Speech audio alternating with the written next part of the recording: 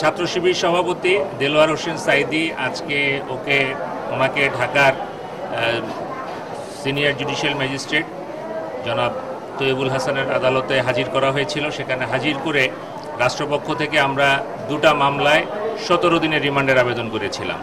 আজকে আমরা জানতে পেরেছি আসামি পক্ষের আইনজীবীর কাছ থেকে যে মেট্রোপলিটন এলাকার বিভিন্ন থানার মামলায় বিভিন্ন ঘটনায় টোটাল 45 দিনের রিমান্ড শেষে আজকে তাকে আদালতে হাজির করা হয়। টোটাল 45 দিনের রিমান্ড শেষে আজকে তাকে আদালতে হাজির করা হয় এবং আদালতে হাজির করার পরে আসামি পক্ষ থেকে একটা আবেদন করা হয় যে আসামি অসুস্থ, সেহেতু সুস্থতা সাপেক্ষে রিমান্ডের শুনানিটা করা হোক।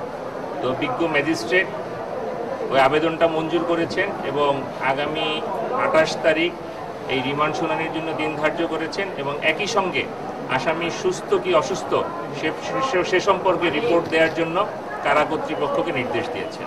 আমরা রাষ্ট্রপক্ষ থেকে বলেছি যেহেতু কারা কর্তৃপক্ষ আজকে আদালতে উপস্থিত করেছে, সে যেহেতু সুস্থ সেজন্যই তাকে পাঠানো হয়েছে। অসুস্থ থাকলে তো কারা কর্তৃপক্ষকে আজকে হাজির করতো না। সেটাই আমরা রাষ্ট্রপক্ষ থেকে বলেছি যে আসামি বর্তমানে সুস্থ আছে। ডাক্তারের রিপোর্ট পাওয়া ছাড়া এখন আমরা বলতে পারছি না যে সে অসুস্থ কি সুস্থ।